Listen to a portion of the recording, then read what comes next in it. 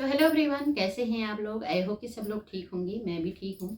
और सभी बड़ों को मेरा राम राम प्रणाम और छोटों को ढेर सारा प्यार। स्वागत करती हूँ अपने YouTube channel Nikhil mom blog में।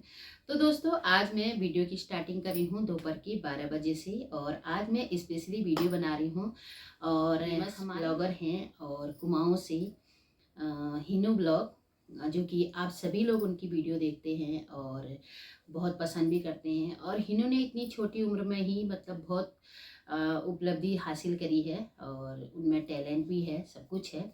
और वो जो है हमारी जो ज़िला है, हमारा जो तहसील है, वो हम काम करती हैं।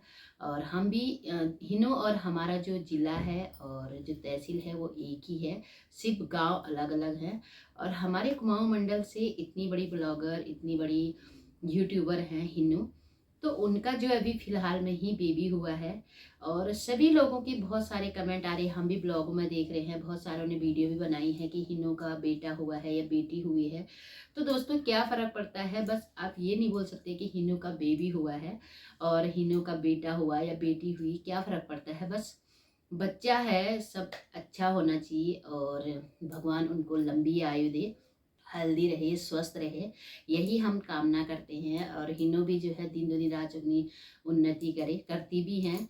और उनकी जो फैमिली है वो बहुत सपोर्टिंग है, बहुत अच्छी है। ऐसी ही सबकी फैमिली होनी चाहिए। और बहुएं भी उनकी दोनों बहुत अच्छी हैं, हिनो भी भूमि भी बहुत अच्छी हैं।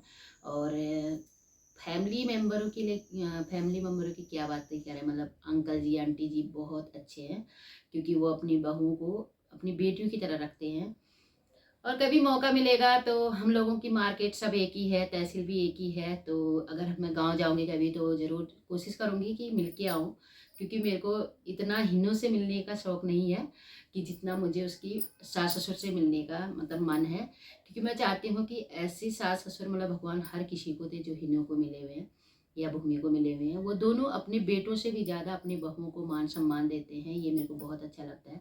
और आंटी जी आज की डेट में पुराने ज़माने की भी होके भी आज की तरह ही आज के ज़माने के हिसाब से चलती है। पहले हमारे यहाँ बहुत ज़्यादा भेदभाव करते थे बहुओं के साथ, तो वो आंटी जी बिल्कुल भी नहीं करती हैं। हालांकि कोई भी नहीं करते हैं आज की डेट में वहाँ पे, लेकिन आंटी जी जो हैं वो बहुत अच्छे से अपनी बहुओं को ख्याल रखती हैं। वो आपको ब्लॉगों में भी देखने को मिलता है। और वैसे मतलब पता ही चली जाता है कि परिवार कितना सपोर्टिंग है।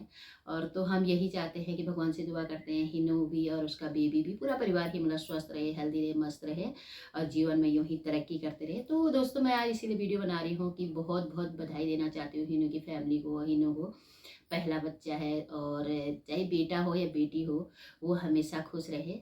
और बस ये होना चाहिए दोस्तों कि माँ और बच्चा बस भगवान की दया से सुरक्षित हैं और अच्छे हैं और मस्त रहने चाहिए। बाकी ये क्या होता है कि बेटा हुआ है बेटी हुई है, आप लोग आज की जनरेशन के लोग हो या हम लोग भी आज की जनरेशन के हैं, तो आज तो ये मायने मतलब ही नहीं रहता, मायने ही नहीं रखता है कि बेटा है या बेटी हो, दोनों को बराबर मान सम्मान दिया जाता है। और हमारे यहाँ ना 11वें दिन तक मतलब एक अलग से रूम में रहना होता है। तो हिनो अपने ब्लॉग में दिखा भी रही है कि वो अलग कमरे में रहती है और 5वें दिन 7वें दिन नहाते हैं। फिर 11वें दिन जो है नामकरण होता है, पूरे घर में शुद्धिकरण होता है।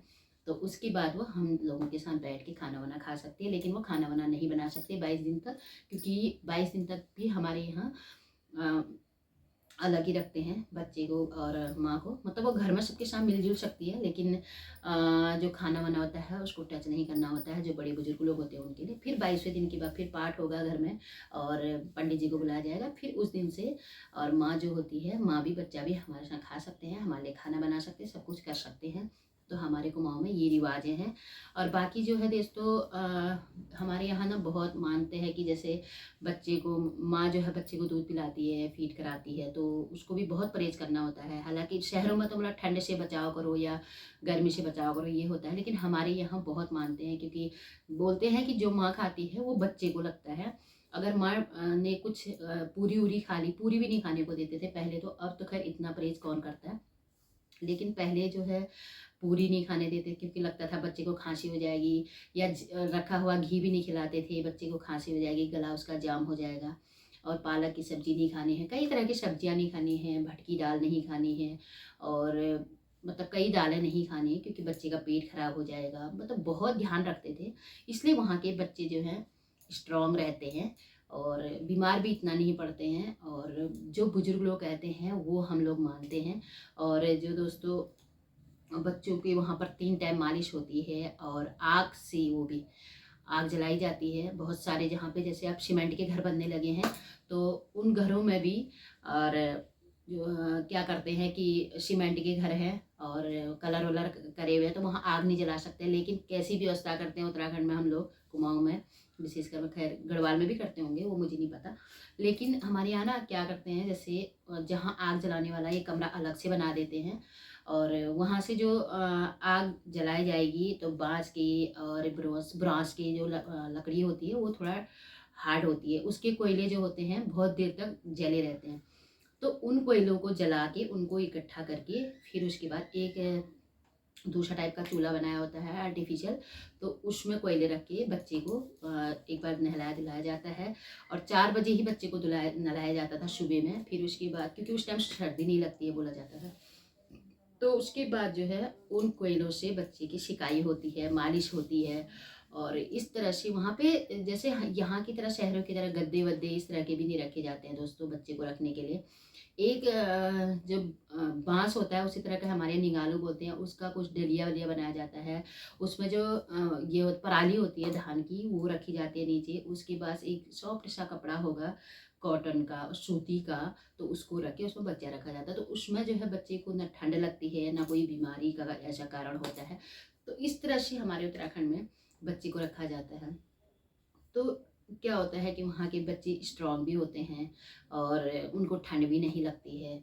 इस तरह से वहाँ पे पहले से ये तो चला आ रहा है, लेकिन अभी उतना लोग नहीं कर रहे हैं क्योंकि नई नई जनरेशन आ गई है, तो फिर भी बहुत कुछ देखने को मिलता है। मैंने देखा है जब भूमि का भी बच्चा हुआ था, जब उसका बेबी हुआ था, तो उनको भी अंकल जी बताते रहे कि ये नहीं खाना वो नहीं खाना, तो वो भी मानते हैं कि हाँ हमारे जो बड़े मम्मी पापा हैं वो हमें बता रहे हैं तो नहीं करना चाहिए, जो वो बताते हैं वो करते हैं। तो दोस्तों दोनों तरफ से होता है फैमिली में, जैसे सास ससुर भी तभी अच्छे होते हैं जब आप खुद अच्छे हो, और आप अच्छे हो तो अपने आप ही सास ससुर अच्छे होते हैं। तो बोला जाता है हमारे यहाँ कि आप भला तो जग भला, मतलब इसका मतलब ये है कि आप अच्छे हो तो सब अच्छा है।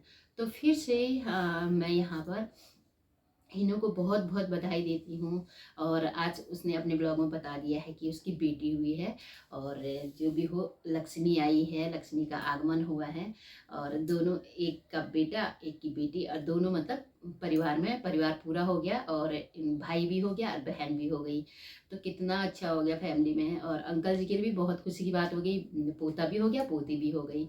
और इसी तरह से हम भगवान से यही प्रार्थना करते हैं कि बच्चों को हमेशा खुश रखें और बच्चों को हमेशा हेल्दी रखें, और उनके परिवार को इसी तरह से परिवार में खुशियां बनाए रखें भगवान। और भगवान से यही प्रार्थना करते हैं कि हिनो भी दिन दुगनी रात चुगनी उन्नति करे, और करती भी हैं।